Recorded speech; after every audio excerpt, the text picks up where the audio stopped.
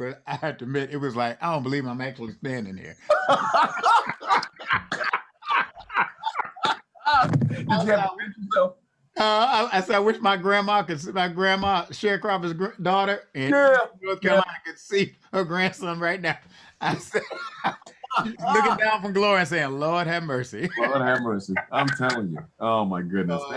Yeah. But again, that was one of the moments, and that's another reason why I'm so happy to get a chance to talk to you, is because God has put you in some pretty important places and some pretty important times. Okay, that was no accident that you happen to be a black face, in uniting a royal family for the world to see, Yeah. and from America at the same time we were ushering out the Obama era. What we saw and the history that we saw being made here. You were part of and I wanted to ask you about this later. We'll get to it, but I'm just going to drop this on you right now. You were part of an era of firsts, and I don't know if you fully understood or appreciated what that meant to people like me and those boys at the school who were watching you being part of an era of firsts. Yeah. That to me was one of the most incredible things, to see that and to see it when it happened, Yeah.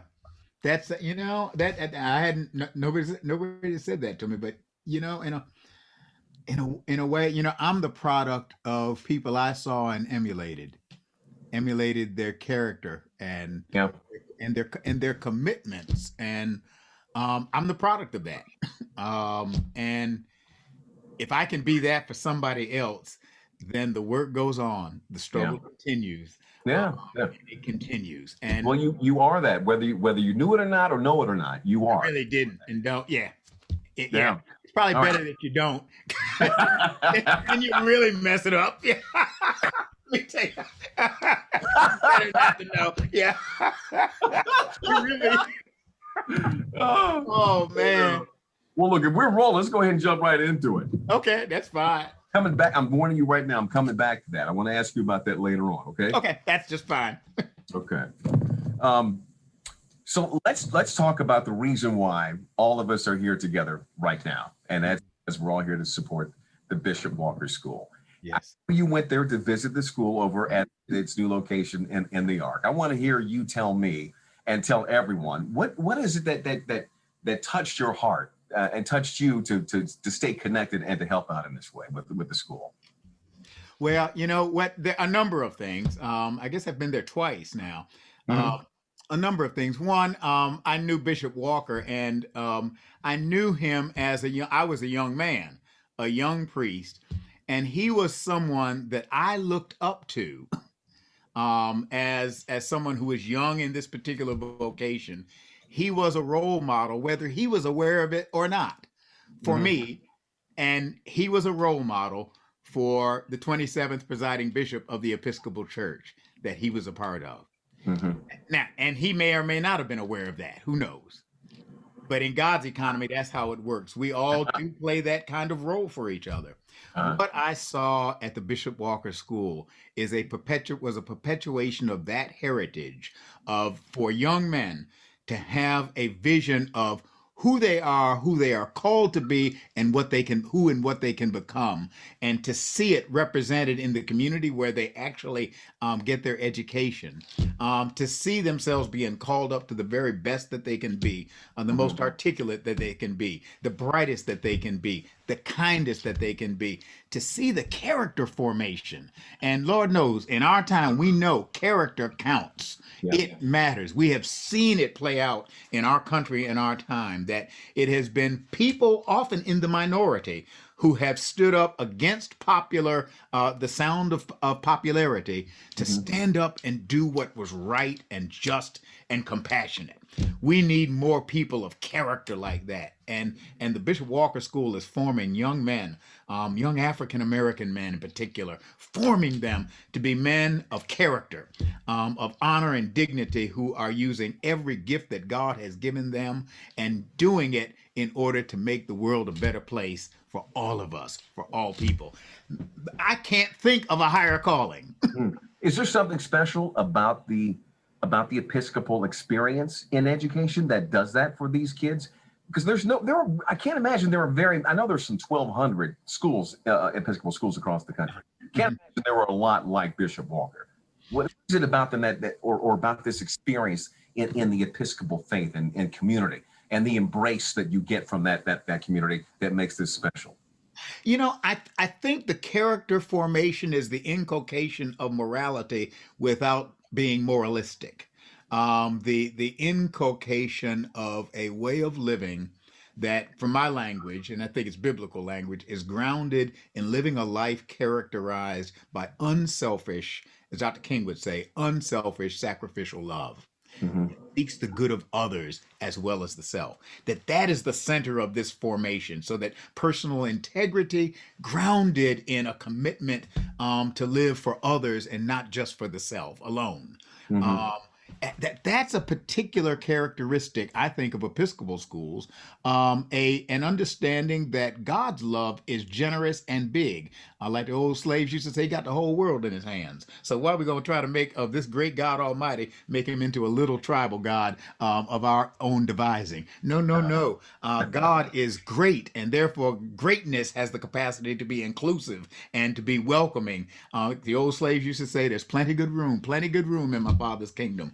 And inculcate that inclusivity and kindness and justice and compassion and goodness are virtues you don't have to be ashamed of, that you can stand up for them because they are the only virtues, the only kinds of things that make human life livable.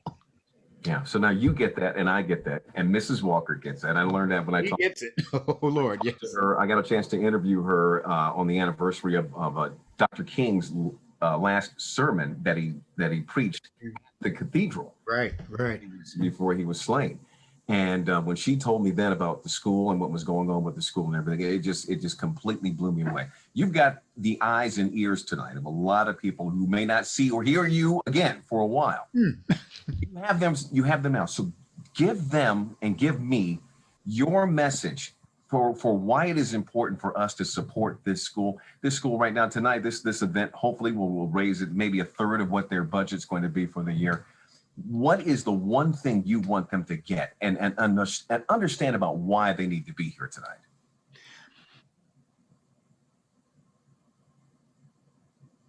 An investment in young men so that they will take their place in this society and in this world to make a positive difference for the good is an investment in human civilization itself. And we have seen what descent into the abyss looks like. We saw it on January the 6th. We've seen it on other occasions. And America must not go there.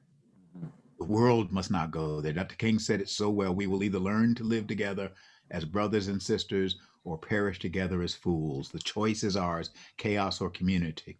The Bishop Walker School is forming young men, particularly young African-American, Latino men, young men, forming them as people of integrity, people who are utilizing all the gifts that they have been given, and young people who know that they can take their place in this society, in its economy, in its government, in its life, in its religious life, in its social life, take their place and work to make this world a better place. And I would submit that our destiny is linked with theirs. If you want America to be better, help to make these young men all that they can be. If you want this world to be better. You use that word destiny, and I have been listening to you for some time, and I'm going to prove to you I've been listening to you for some time.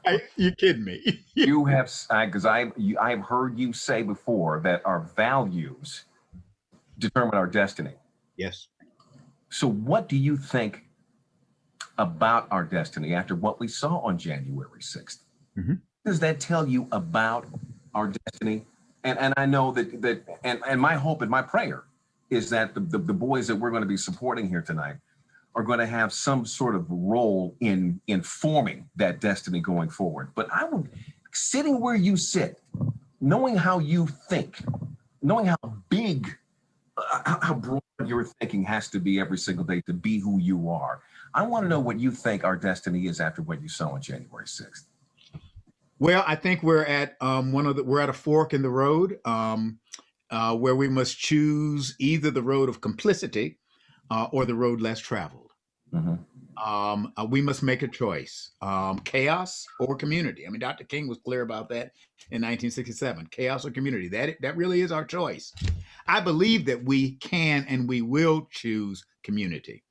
We fashioning a more perfect union, fashioning what Dr. King and others call the beloved community, what the New Testament calls the kingdom of the reign of God, where there's plenty good room for all God's children, where justice rolls down like a mighty stream and righteousness like an ever-flowing brook, fashioning an America that is true to the principles of itself. We hold these truths to be self-evident that all men are created equal and endowed by their creator with certain unalienable rights, life, liberty, pursuit of happiness. Young men who are receiving a values-based education, not a narrow-minded values-based, but a values-based, inclusive, loving, just, compassionate, good education. They can make a difference in this world. We who are people, we who are e pluribus unum, we can make a difference in this country. We are not, I mean, I've been going around the church saying this, we are not victims of fate unless we choose to do nothing. We who are people of faith believe that following in the teachings of our faith, following in the teachings of our Lord, we can make a difference. Because let me tell you something. I got that phrase, values are destiny, making. I didn't make that up. Mahatma Gandhi said that. And he believed that and changed the world. Dr. King believed that and changed the world. Fannie Lou Hamer believed that and changed the world. John Conner, I could go through the list. I can call the roll of the worthies. The people who have changed this world for the good have been people who have believed in some humane values that ultimately have their source from God. And they've lived out those values and they've changed societies for the good. One person who did that you talked about, that I saw in one of your sermons was Eleanor Roosevelt. Yes. Told the story about how she decided to ride in a plane with a Tuskegee Airman because she wanted her critics to join her in changing America. Yes. Is there anybody out there like that who can do that right now today, do you think? Or is that something that's going to fall onto the shoulders of us lay people? Oh, it's going to fall on the shoulders of us lay people now. But you know what? I am convinced we have seen moments of nobility, even in the midst of the hardship. That Capitol Hill, that officer, yes, who actually led, remember, the rioters, the insurrectionists away from the Senate chambers. He did that. I mean, I couldn't figure out when I first saw the video, why is he poking at that guy like that? He was taunting him. He was taunting him, putting his life, his own life, potentially in danger. He was smart. He's had military training. He knew what he was doing, but he was risking himself, and he led them away from the senators, and led them right to the rest, where the rest of the law enforcement officers were.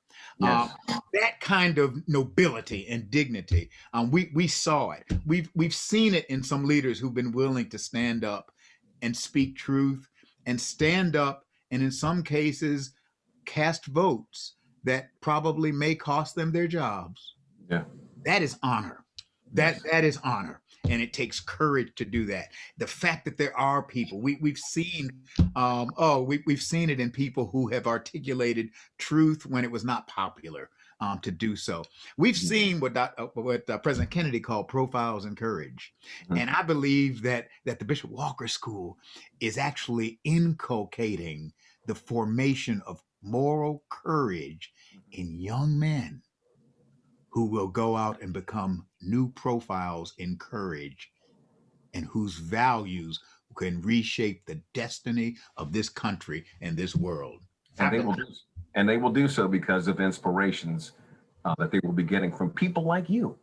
I have to ask you this, and I hope this does not embarrass you or put you or make you uncomfortable to talk about yourself for a moment here. But you are part of an era of firsts that many of us never thought we would see. First Black president. first Black vice president, first woman vice president, first Black presiding bishop. Mm, mm. And these boys who are in this school and who are in this community and are being embraced by this Episcopal community, they're all being influenced by this. Do you have a sense of what you are, who you are, and when you are who you are and what you are, and what it means to these boys? Gosh, I don't know. What I do know is what I hope is the case. I hope I can mean to them what a Bishop Walker meant to me.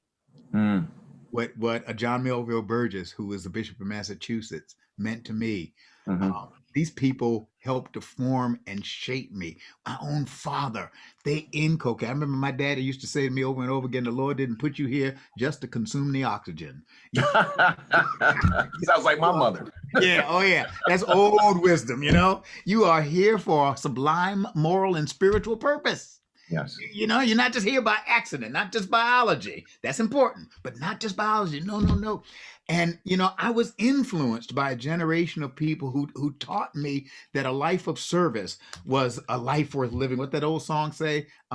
If I can help somebody along the way, then my living will not be in vain. Not been in vain. Oh, no matter what you do, you can be an engineer, you can be a scientist, you can be sweeping the floor in the hospital, but do it with dignity and honor and treat folk with integrity. I remember, you know, one of the most remarkable influences on me was the sexton, or they called them engineers, but the janitor, when I was in the 3rd grade, and if you were good in class, you got to take the erasers down in the basement, and you could like clap them together. Clap them.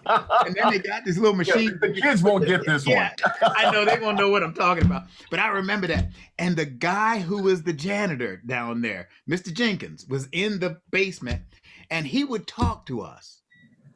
He was the janitor, and he influenced the 27th presiding bishop of the Episcopal Church. It doesn't matter what you do, it's how you do it and who you are, the moral character, the integrity, the honor, and the compassion.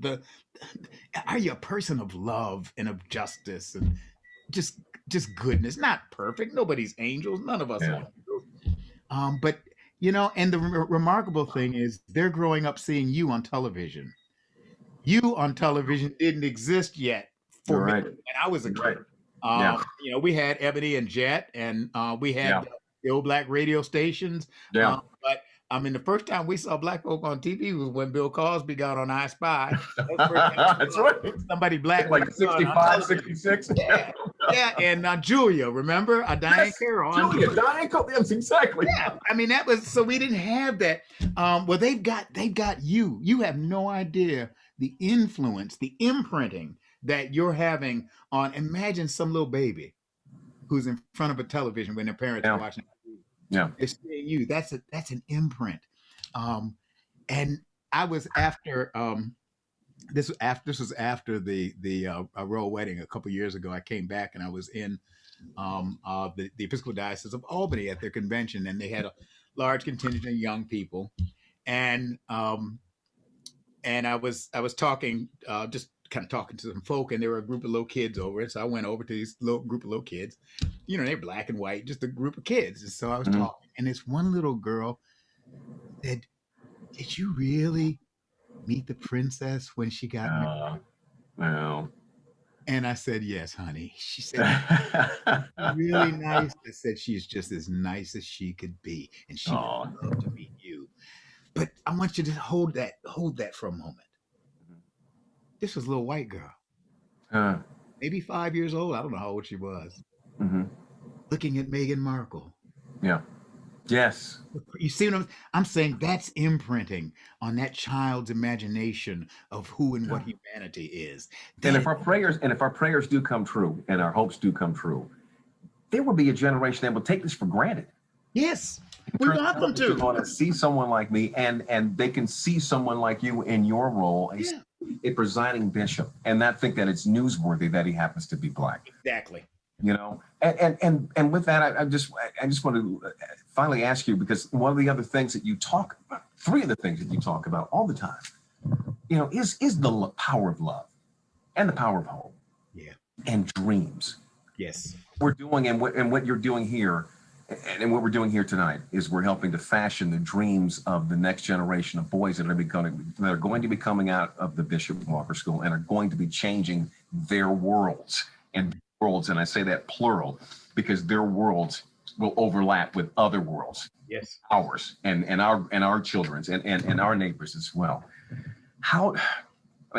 Give us a thought about the power of the dream and of love and of hope and what it can mean for them going forward.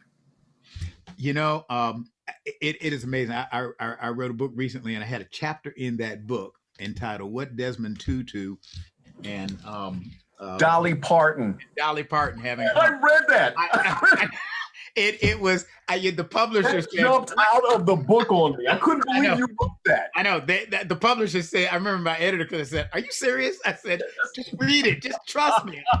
And the truth is, and in that chapter, I wove in the dream montage in Langston Hughes and wove those together. That what held those together was that in each case, these were people whose lives were lifted up from what the Bible calls in the Psalms the muck and the mire of life that can pull you down, the mud, the quicksand that can pull you down. It was that capacity to dream. George Bernard Shaw said, "Some men see things as they are and ask why. I dream things that never were and ask why not." And it is that capacity to dream things that never were that will pull you beyond where you would go if you stay stuck in the reality that you're given. Desmond Tutu dreamed of a South Africa where all of South Africa's children would be welcome. I heard him say that in the early 1980s, before Nelson Mandela was in prison. There was no hope that apartheid was going to be ended. Bishop Walker and others were working with him to free South Africa then, but there was no clear hope that it was going to happen. You had to have a dream, a vision of a new South Africa that could give you the courage and the strength to battle for it. Dolly Parton grew up a poor girl. And she says in her own autobiography, she says, "I had a dream of something better, that I could do more than just be poor the rest of my life." And look at it. And now she's like doing all sorts of things to help other people out. Langston Hughes, what happens to a dream deferred? Does it dry up like a raisin in the sun? Does it fester like a sore and then run? Hold fast the dreams, another poem says. For life without a dream is like a bird with a broken wing that cannot fly. Yes. But a dream, it can soar. So, the reality is that helping someone to have a dream, to hold fast to dreams, and then to live practically to make them real.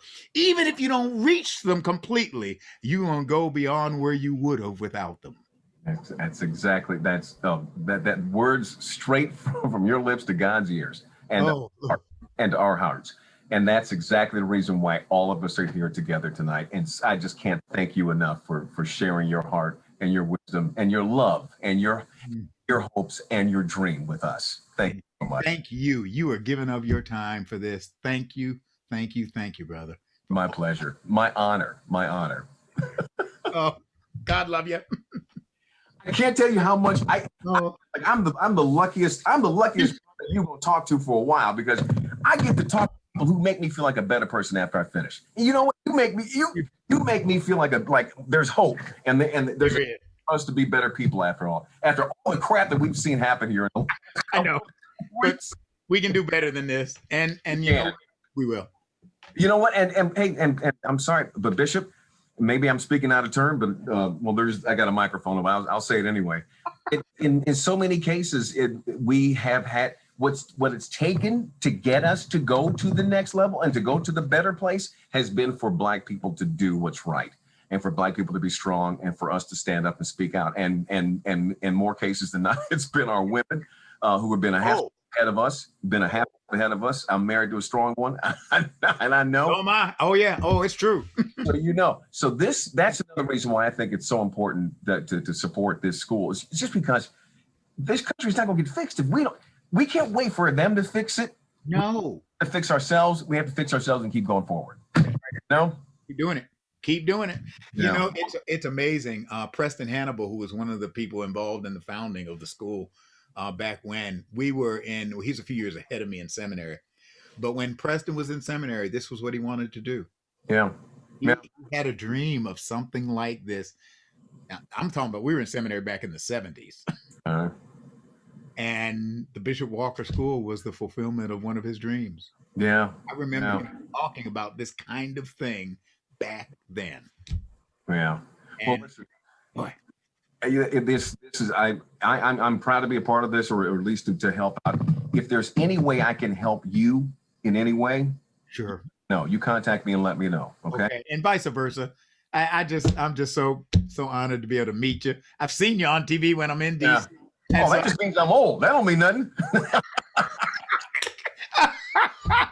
means no, you take care and stay healthy, and your health is good. I know you had some real scares. Yeah, I went through a bad time there, but everything's good. It's all good. Thank God Almighty. Oh, well, I don't know your wife, but give her my best. And we'll do. And same to yours. All right.